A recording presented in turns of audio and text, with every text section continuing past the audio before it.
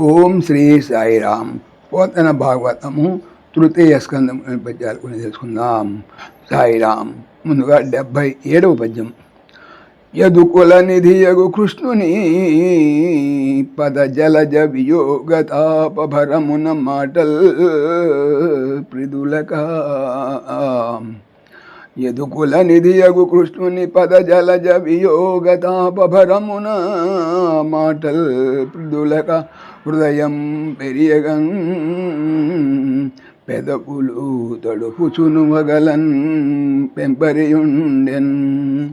యదు యాదవ కుల వంశమునకు నిధి వంటి వాడు అగు అయిన కృష్ణుని పాదములను జలజ పద్మముల వియోగ ఎడబాటు వలని తాప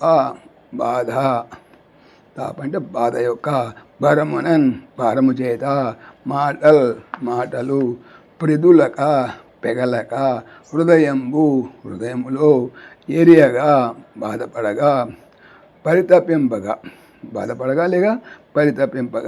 పెదవులు తడుపుకొనుచు వగలన్ దుఃఖము పెంపరి అతిశయించి ఉండెను.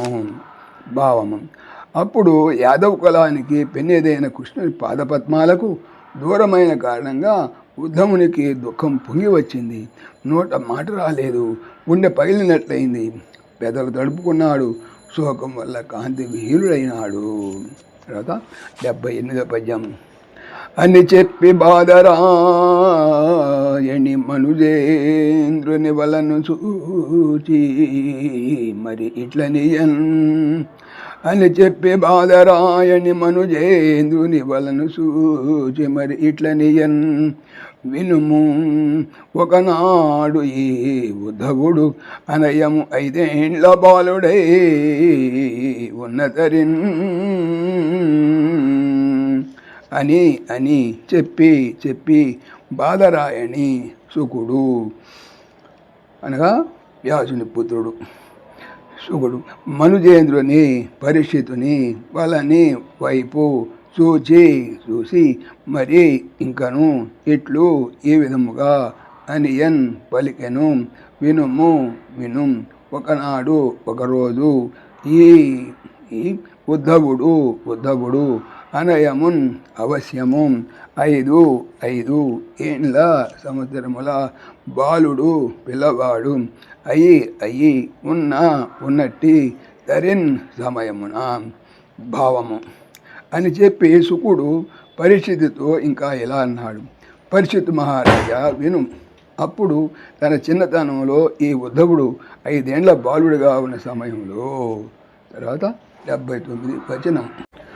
మున్ను కృష్ణుని కూడి ఆడు బాలకులలో ఒక బాలుని కృష్ణునిగా భావించి పరిచర్య చేయుచుండ గుణవతీమ తల్లి సన్నిధించి ఆ కుంటి విధియల రావణ అని పిలిచిన జననీ వాక్యములు గైకునక అఖండ తేజోనిధి అయిన పుండరీకాశు పాదారవింద మకరంద సేవానురక్తం చేసి ఉన్న ఉద్ధవుండు నేడు కృష్ణ వియోగ తాపమున హరివార్తను చెప్పజాలక ఒప్పరి ఉండుట ఏమి చిత్రం బని వెండియు ఇట్లనియే.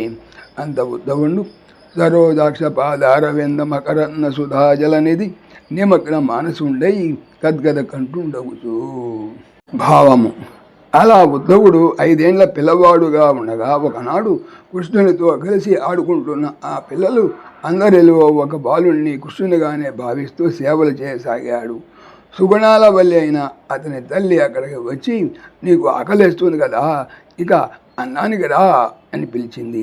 ఉద్ధవుడు తల్లి మాటలు వినిపించుకోలేదు. అనంత తేజసంపన్నుడు పద్మాసుని పాదారవింద మకరంద మాధుర్యంలో మైమరిచి అలాగే ఉన్నాడు.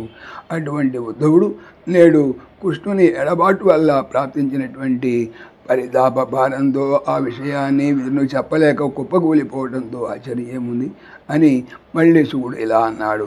అప్పుడు ఉద్ధవుని హృదయం శ్రీకృష్ణ చరణారవింద మకరందాల పాలమున్నిట్లో మునిగి తేలింది. మిక్కిలి ఆనందంతో ఒక క్షణం పాటు తన కన్నులు బాష్పాలతో నిండిపోయాయి. కంఠం అత్తలమైంది. ఓం శ్రీ సాయిరామ్.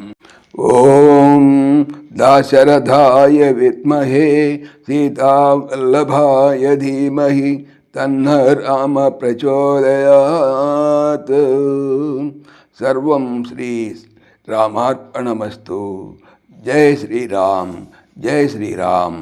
ఆత్మీయులకు మనవి, ఈ ఛానల్తో పాటుగా అనంత మహిమల శ్రీ సత్యసాయి అనే ఛానల్ మరియు లెర్న్ భగవద్గీత లైవ్ గీత అనే భగవద్గీత ఛానల్ను స్వామి నా చేత చేయించున్నారని మనవి చేస్తున్నాను. వీటికి సంబంధించిన లింక్స్ డిస్క్రిప్షన్లో చూడవచ్చు. సాయిరామ్.